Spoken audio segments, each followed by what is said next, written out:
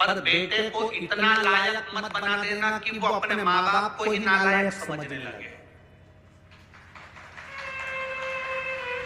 बेटे को लायक बनाना, पढ़ाना, खूब पढ़ाना, पर बेटे को इतना लायक मत बना देना कि जिस माँ ने उसको समझाया, जिस पिता ने उसकी एजुकेशन पर खर्च करा, जिस माँ ने उसको पढ़ाया, जिस पिता ने अपनी नौकरी कर कर रुपया बचा बचा कर अच्छे कॉलेज में भेजा, जिस माँ ने उसके कपड़े, उसका पहनावा, उसका रहन सहन, जिस माँ ने उसको बना बना कर भोजन खिलाया, जिस पिता ने अपनी पूरी जिंदगी बेटे को एजुकेशन देने में, पढ़ाने में, आगे बढ़ाने में लगा दी, एक दिन बेटा अपने माँ बाप को नालायक समझे।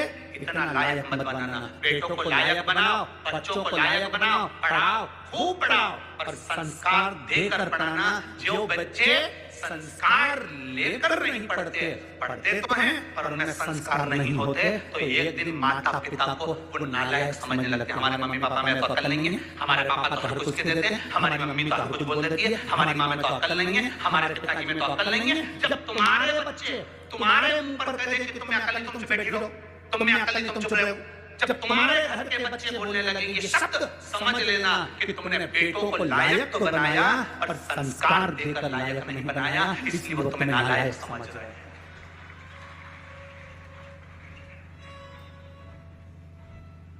खूब पढ़ाओ, हम मना नहीं करेंगे, जितनी तुम्हारी कैपेसिटी है उससे ज्यादा पढ़ाइए, जितनी तुम्हारी कमाई है उससे ज्यादा खर्च कर बेटे को उज्जवल भविष्य बनाइए। बेटा बेटी को अच्छा पढ़ाने का प्रयास करिए, बेटा बेटी का जिंदगी अच्छा बनाने का प्रयास करिए, पर बेटा बेटी आपको लायक बनते बनते आपको नालायक ना समझने लगे, इसलिए थोड़ा संस्कार देने का प्रयास करिए। बच्चों से कहो एक लोटा जल शिव जी को चढ़ा करा, बच्चे कहेंगे माँ जल चढ़ाने से क्या होता है? कुछ नहीं होता, मेरे मन को शांति मिलती है, तू जल चढ़ा करा। मैं जल चढ़ाने नहीं जाऊंगा, मैं भोजन नहीं दूंगी, मैं बाजार में खा लूंगा, घर का दरवाजा बंद है, जाओ खाओ।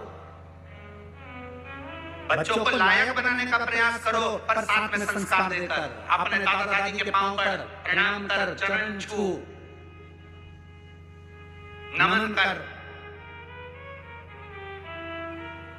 एक दिन बेटा चरण नहीं छूता, दूसरे दिन मामी नाना घर के बच्चे माता पिता कह देते कोई बात नहीं, कल छू लेगा, हो गया ना, आज नहीं छुआ ना, कल छू लेगा, कल फिर नहीं छुआ, परसों छू लेगा, नाना चरण छू। बच्चों को झुकाना, प्रणाम करना, नमन करना, आदर करना, सत्कार करना, बच्चों को ये सिखाना पड़ेगा। आज बड़ी विडंबना का जीवन, बड़ा विडंबना का समय चल रहा है।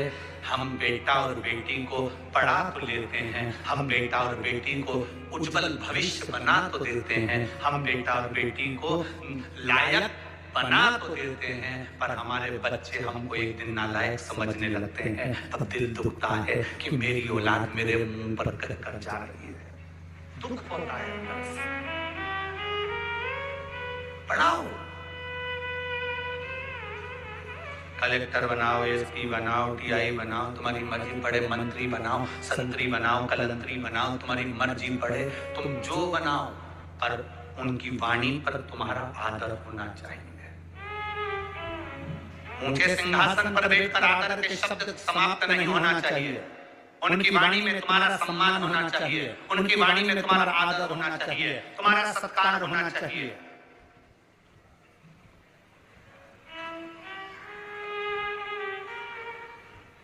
अरे बेटा एडीलैंड में, बेटी है न्यूयॉर्क। कई माता पिता रायपुर में हमसे कहते हैं, हमने पूछा क्यों साहब कहाँ रहते हो? बस गुरुजी आपकी जो कथा हो रही है ना उसके पास में हमारी बिल्डिंग है, हम वहीं सी सेक्टर में रहते हैं। अच्छा सी सेक्टर में कौन सी? तो का बस 8वीं मंजिल पर, चौथे मंजिल पर हमारा फ्लैट है। हमने कहा कौन कौन घर में? मेरा बेटा तो वहाँ है और मेरी बेटी वहाँ है। बेटा एडीलैंड में, बेटी है न्यूयॉर्क। और ब्राइट बच्चों के लिए हुआ बुढ़ापा ढाल, तो काका क्या करोगे? ये रुपया कहाँ धरोगे? बेटा बाहर बेटी बाहर। तो हमने कहा तुम कौन कौन हो? बस हम दोनों पति पत्नी। कहाँ रह रहे हो? फ्लैट में रह रहे हैं। अच्छा, तो तुम दोनों अपने बेटा बेटी के पास क्यों नहीं चले जाते?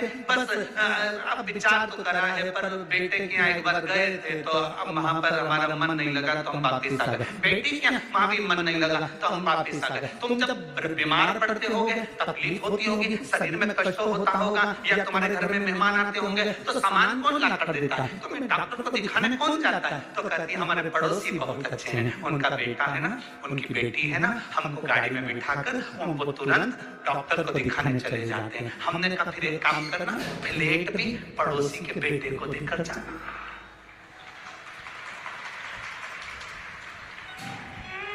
मरने के समय पर बूढ़े माँ बाप को डॉक्टर को दिखाने पड़ोसी के बच्चे जा रहे हैं। सब्जी पड़ोसी के बच्चे लाकर दे रहा है, देख रेख पड़ोसी के बच्चे कर रहे हैं। तो मकान की देख रेख तुम कर रहे हो किसके लिए?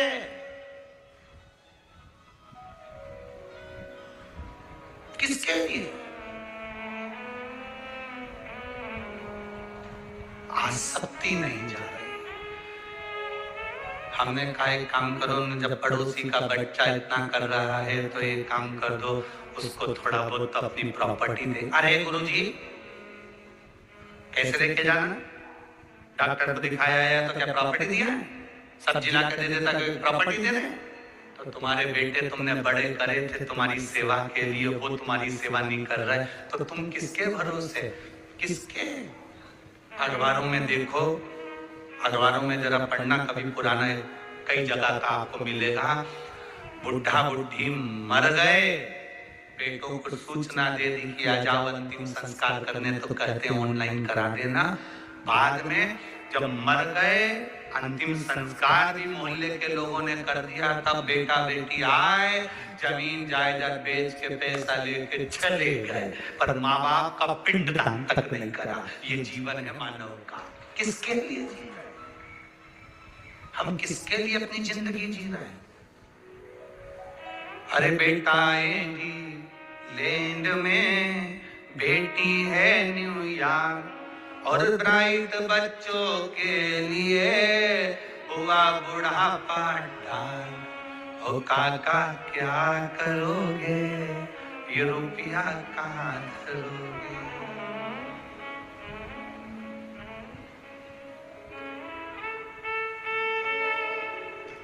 केवल ऑनलाइन बच्चों से प्रेम हो गया, ऑनलाइन प्रेम।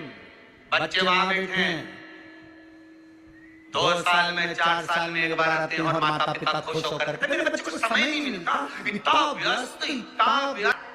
बेटा जा रहा था, माँ को हाथ हिलाकर बोला, माँ जा रहा हूं, जा। मेरा बेटा अंग्रेजी स्कूल में पढ़ रहा है।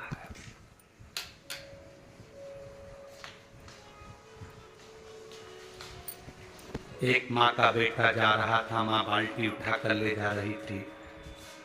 बेटे ने कहा रुक माँ, पहले मैं बाल्टी घर रख कर आता हूँ, फिर जाऊंगा। माँ कहती है मेरा बेटा सरकारी स्कूल में पढ़ रहा है। ये मेरा बेटा है जो सरकारी स्कूल में पढ़ रहा है। अंग्रेजी स्कूल में पढ़ाओ, सीबीएसई कोर्स से पढ़ाओ, एक से बढ़कर एक स्कूल में पढ़ाओ, पर अपने बच्चों को संस्कारवान बनाने का जवाबदारी तुम्हारी है।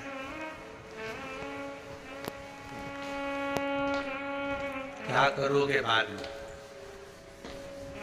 क्या करोगे?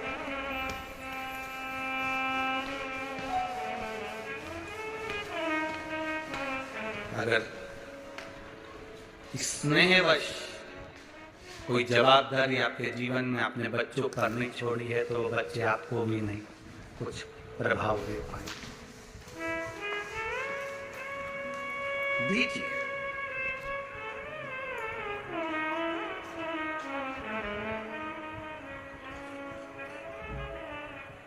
अपने बच्चों को प्रबल बनाने के साथ में हम कहें लायक बनाओ, और आपको नालायक ना समझे हो पढ़ाओ। बच्चों को एक काम जरूर सिखाओ, जाओ शिव के मंदिर जाओ, जाओ थोड़ा बहुत झुकोगे, प्रणाम करोगे, नमन करोगे, मंदिर तक जाओगे, अपने संस्कारों को, अपने धर्म को भूल नहीं पाओगे।